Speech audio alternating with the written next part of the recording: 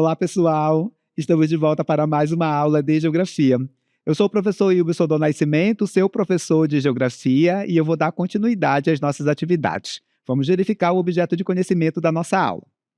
A aula de número 3, ela tem como objeto de conhecimento formação do território brasileiro, formação e a expansão do território amazônico. Detalhamento desse objeto de conhecimento. Processo de formação do território brasileiro, a organização do território brasileiro no período colonial, a economia colonial e o uso do território, a interiorização do espaço colonial português, processo de colonização na Amazônia, conquista e expansão territorial.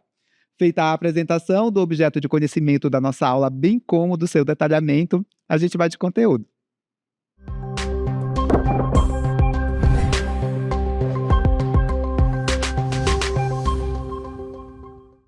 Pessoal, nesta aula nós vamos falar sobre a formação do território brasileiro e também amazônico. Para começar essa aula, vocês já estão vendo aqui imagens, do território do nosso país, e eu tenho aqui um questionamento que eu considero importante para a gente dar o start, para a gente começar essa nossa aula. Bem, o nosso país ele tem aproximadamente 8,5 milhões de quilômetros quadrados. É um dos maiores países em extensão territorial do mundo, né? E a pergunta que eu tenho para fazer a todos vocês é a seguinte: vocês acham que o território brasileiro já nasceu desse tamanho, com mais de 8,5 milhões de quilômetros quadrados? E aí? Pensem um pouco sobre isso. Olha, eu falei para vocês que a nossa aula vai falar basicamente sobre formação do território brasileiro. Então, quando a gente utiliza a palavra formação, já passa a ideia para a gente que esse território ele veio sendo formado ao longo dos mais de 500 anos de história que nós temos, certo? Então é importante vocês compreenderem que o nosso território ele não nasceu com essa configuração territorial que nós temos, tá? Então nós temos essa configuração territorial que seriam esses contornos do nosso território, né? Lembra um pouco um cone, né? Um cascalho de sorvete, por assim dizer. E nem sempre nós tivemos esse tamanho, nem sempre o nosso território teve essa forma. E é isso que nós vamos compreender no decorrer da nossa aula. Mas eu queria apresentar para vocês agora, neste primeiro momento, o nosso país, né, o território do nosso país, como ele é, né, com as unidades da federação, por exemplo. Acompanhe aqui comigo. Então, observem que o Brasil, hoje, ele é desse jeito aqui, né, com as unidades da federação, Distrito Federal, inclusive, também. E esse território veio se formando ao longo dos processos históricos, né, nesse mais de 500 anos de história que a gente tem. Para a gente entender melhor como foi a formação do nosso território, é necessário a gente voltar lá para o período pré-colonial e para o período colonial, tá? Para a gente entender como era a divisão dessas terras entre as potências que colonizaram o nosso país, certo? Então vamos lá para o período pré-colonial, que envolve ali a chegada dos portugueses aqui no Brasil, por volta de 1500, corresponde ali à primeira fase do nosso processo de colonização. A gente tem ali as expedições marítimas a expedição marítima, perdão, liderada por Pedro Álvares Cabral, que tinha como destino inicial as Índias, né? Eles estavam em busca de uma nova rota comercial em direção às Índias. Porém, no caminho, em função em especial dos intempéries do tempo, né, eles descobriram, né, chegaram na realidade até a região onde hoje está o território do nosso país. É comum usar o termo descobrimento, tá? Embora ele não seja ali adequado, porque essas terras onde está o território do nosso país, elas já eram habitadas, né, pelos povos originários, pelos povos indígenas. Então, os europeus, eles só chegaram aqui, mas eles não descobriram esse lugar porque, para as populações que viviam aqui, os povos que viviam aqui, eles já tinham esse conhecimento, portanto, não podemos falar em descobrimento por conta disso, certo? Bem, prosseguindo, eu gostaria de tratar aqui com vocês sobre a questão da divisão dessas terras que foram encontradas, né, entre aspas, pelos portugueses, certo? Bem, as potências coloniais ibéricas, né, Portugal e Espanha, eles assinaram um tratado muito famoso, o Tratado de Tordesilhas, que foi assinado em 7 de junho de 1494 pelos reinos da Espanha e Portugal. O nome vem do fato desse tratado ter sido assinado na cidade de Tordesilhas, que fica na Espanha, né? Isso começou porque os portugueses e espanhóis, né, decidiram se lançar ao mar em busca de novas mercadorias para serem comercializadas, em busca de novas rotas comerciais, e eles deram start, início, nas grandes navegações em busca ali, como eu já falei para vocês, de rotas comerciais, de novos produtos também, especiarias de uma forma geral para serem comercializados. Segundo a linha de Tordesilhas, que é essa linha aqui, olha, ela dividia os territórios já encontrados e os que seriam encontrados, que era o caso, né, do território onde hoje está o nosso país, entre Portugal e Espanha. E a partir da linha de Tordesilhas, a gente observa que essa parte em amarelo era de domínio português, que essa parte em verde era de domínio espanhol. Então, naquele momento, se a gente, lá no período colonial, se a gente tivesse que definir o território do nosso país, seria essa porção aqui em amarelo, né? Então, professor, apesar dessa região aqui ser de domínio espanhol, né, por que os espanhóis não colonizaram essa região? É isso que a gente vai tentar compreender aqui, os fatos, né, o que aconteceu para que os portugueses avançassem a linha de Tordesilhas, certo?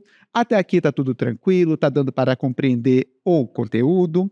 Bem, para vocês entenderem melhor a importância, né, do Tratado de Tordesilhas, assim como outros tratados importantes, eu tenho aqui um vídeo, né, que vai falar para vocês quais foram os principais tratados que viabilizaram, que permitiram que o Brasil se tornasse o país que apresenta a dimensão territorial que tem, né, que tem, perdão, essa dimensão territorial. Lembrando que além dos acordos políticos, né, nós tivemos também, políticos e econômicos, nós tivemos também as guerras que influenciaram bastante na configuração territorial do nosso país, nós tivemos até mesmo a compra de território, como é o caso da região onde está o estado do Acre, né, que nós compramos a partir da assinatura do Tratado de Petrópolis, conforme vocês vão ver aqui no vídeo que eu vou mostrar para vocês. Acompanhe aqui comigo.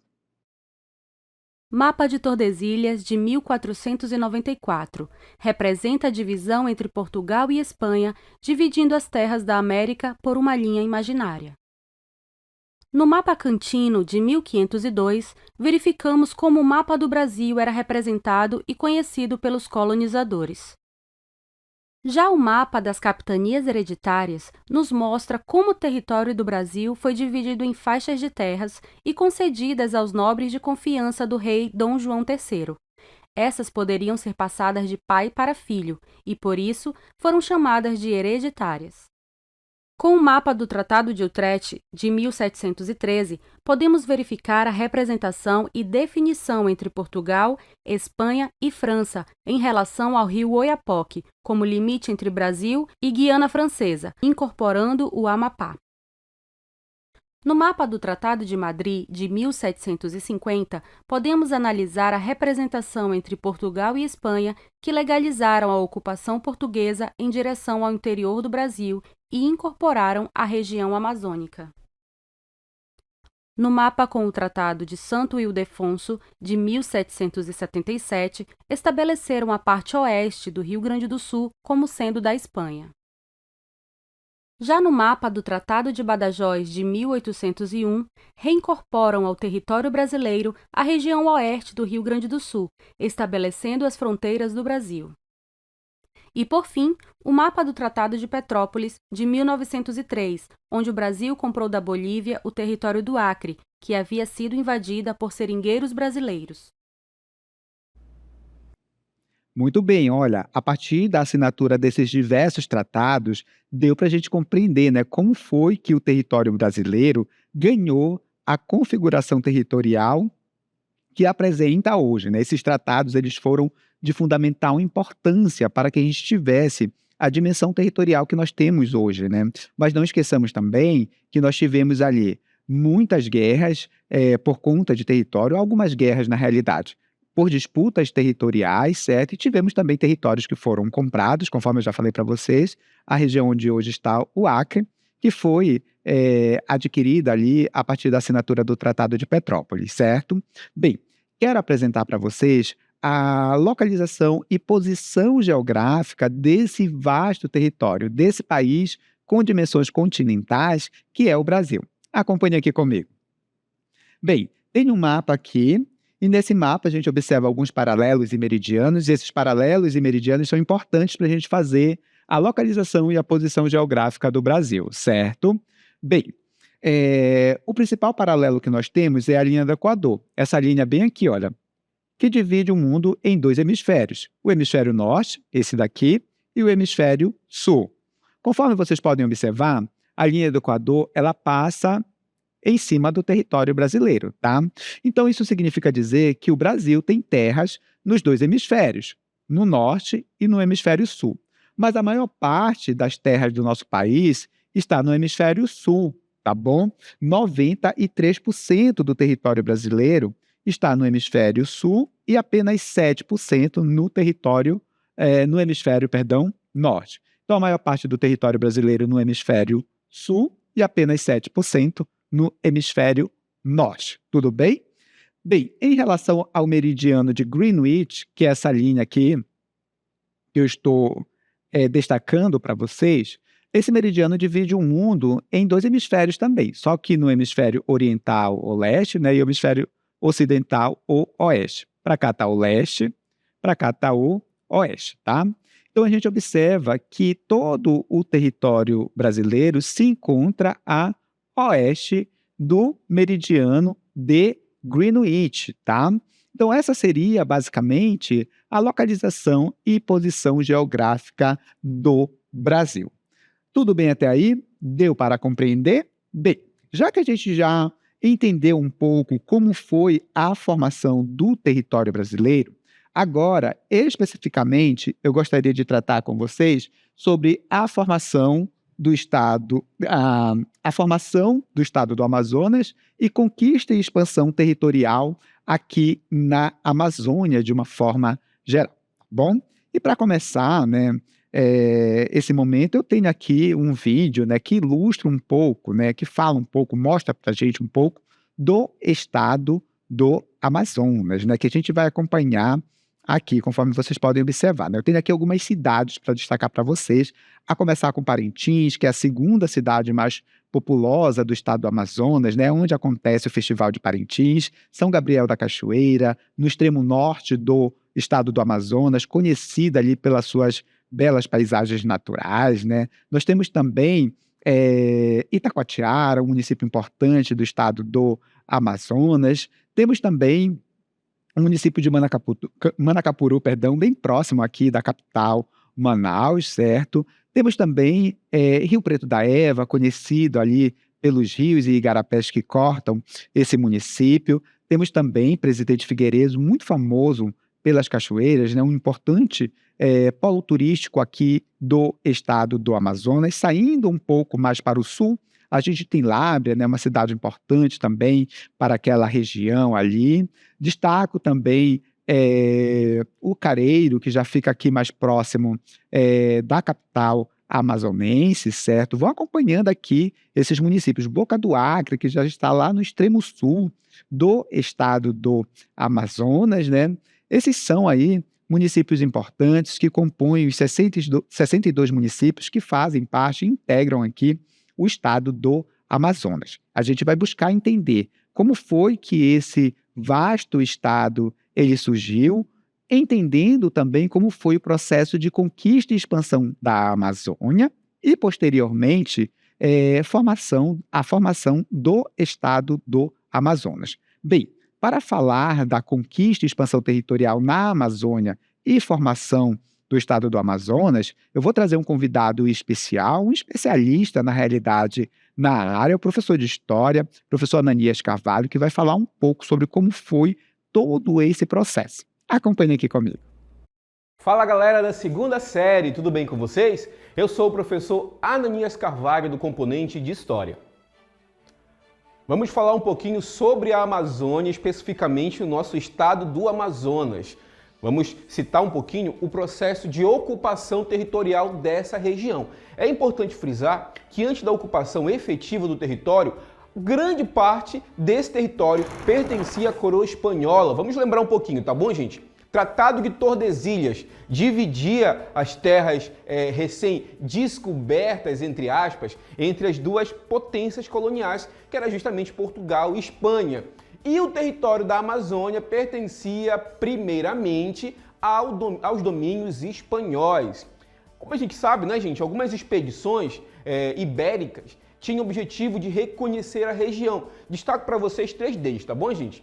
Lope e Aguirre, a expedição de Francisco Orellana, que navegou todo o território do caudaloso Rio Amazonas, e a expedição também de Pedro Teixeira. Qual era o objetivo, professor? Reconhecer a região e explorar o máximo de riqueza possível que essa região poderia ali garantir a coroa espanhola e também a coroa portuguesa. Galera, logo em seguida começou o processo de fortificação da região, onde alguns fortes foram construídos ali à margem do caudaloso Rio Amazonas e também de seus afluentes. E algumas cidades, galera, acabaram surgindo a partir dessas fortificações. Destaco para vocês a cidade de Belém, que surgiu ao redor do Forte do Presépio, a cidade de Ópios e até mesmo a cidade de Manaus, galera, que surgiu ali ao redor do Forte São José da Barra do Rio Negro.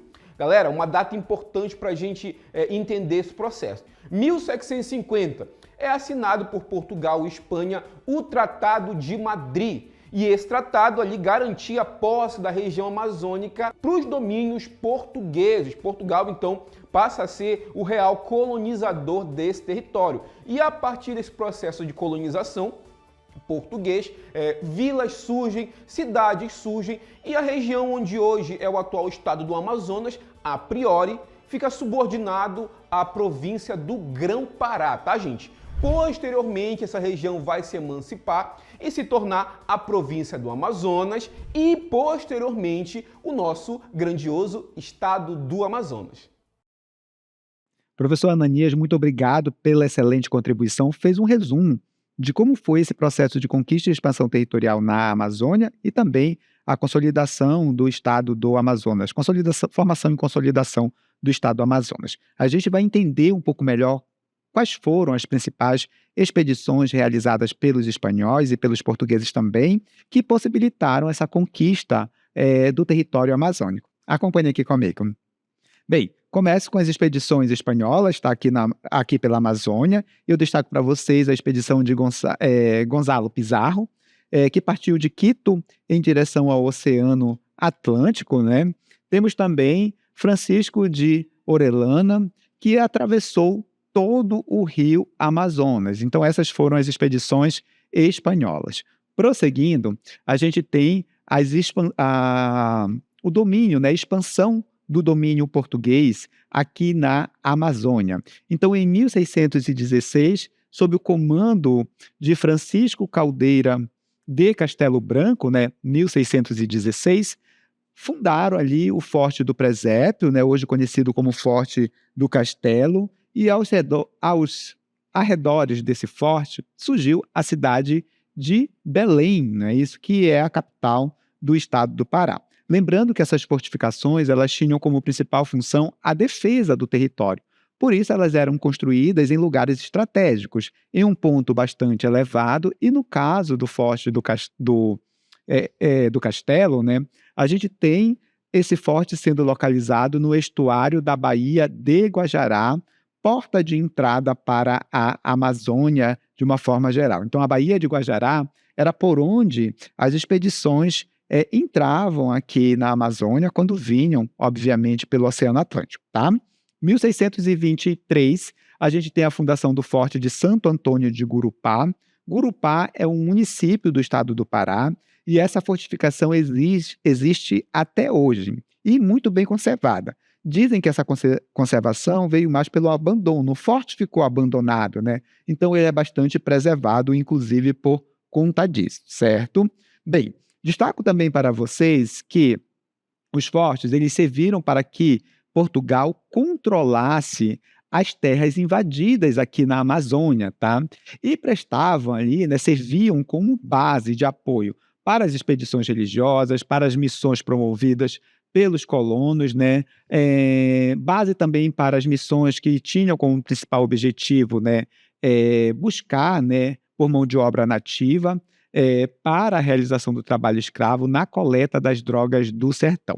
As drogas do sertão eram especiarias que tinha aqui na Amazônia, né? Tem canela, salsa-parrilha, pau-rosa, dentre outros, né? Tinha um grande valor econômico naquela época, por isso era tão importante. E os povos indígenas, eles conheciam essa região como a palma de sua mão. Por isso, os portugueses tentavam, obviamente, escravizá-los para aproveitar esse conhecimento que os povos indígenas tinham da região e onde estavam também essas especiarias, as chamadas drogas do sertão. Prosseguindo, a gente tem em 1637, os portugueses realizaram ali a primeira grande, né, expedição pela Amazônia, uma expedição gigantesca, né? Não foi a primeira, mas foi aí considerada uma das maiores que já teve ali naquele período, né, que existiu, perdão, naquele período.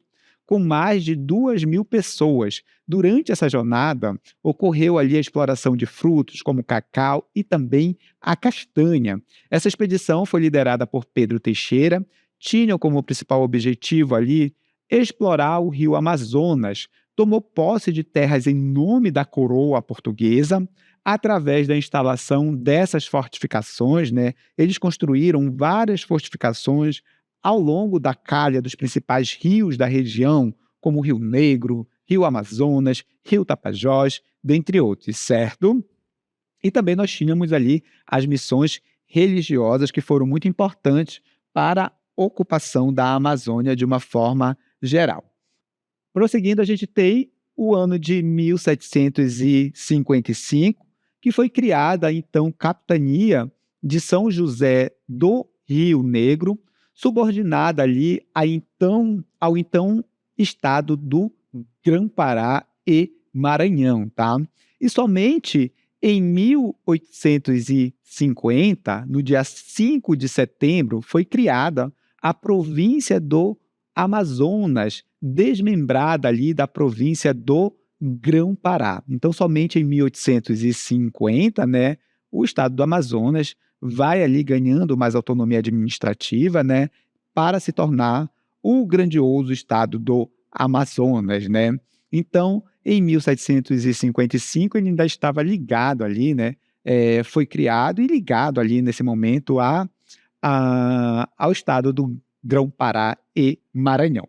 Tudo bem até aqui? Está dando para compreender o conteúdo?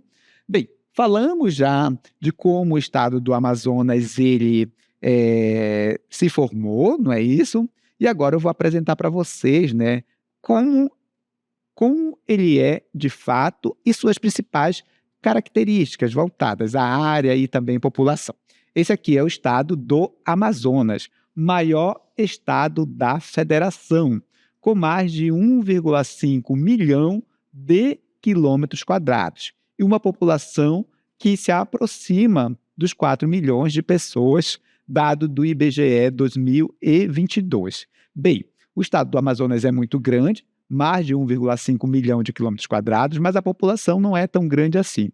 Por isso, a densidade demográfica, que é a quantidade de habitantes por quilômetros quadrados, é considerada baixa, 2,53. Para vocês terem uma ideia, a densidade demográfica do Brasil é de 25 habitantes por quilômetro quadrado, né? Então, a densidade demográfica no Amazonas é bastante baixa, certo? Vou apresentar para vocês o estado do Amazonas a partir de imagem do Google Earth e eu gostaria que vocês observassem aqui. Vocês estão vendo, a princípio, parte, né, da América do Sul, conforme vocês vão ver aqui, e onde está, obviamente, o território do Brasil. Eu vou aproximar aqui para mostrar o estado do Amazonas para vocês. Como eu disse a vocês, o maior estado da federação, né, em extensão territorial, certo? Bem, prosseguindo, eu gostaria de tratar com vocês da regionalização deste imenso estado, né, desse importante estado da federação que é o estado do Amazonas. Acompanhe aqui comigo. Olha, nós temos a regionalização do estado do Amazonas sendo feitas em regiões geográficas intermediárias, tá? Que é essas regiões que vocês estão vendo aí destacadas no nosso mapa. São 4, tá? Nós temos a região geográfica intermediária, de Manaus, que envolve toda essa área aqui em amarelo, tá bom? Nós temos também a região geográfica intermediária de Tefé, destacada aqui nesse tom, que para mim lembra um pouco, quase rosa, né, turma? Mas essa região aqui, onde eu vou traçar uma linha em cima, tá? Temos também a região geográfica intermediária de Lábrea, que é essa aqui ao sul do estado do Amazonas, e temos também a região geográfica intermediária de Parintins, destacada aqui num tom de lilás. Então, se eu perguntar de vocês quais são as regiões geográficas intermediárias do estado do Amazonas, Manaus, Tefé, Lábrea e Parintins. Bem, essas regiões geográficas intermediárias, elas estão subdivididas em regiões geográficas imediatas, tá?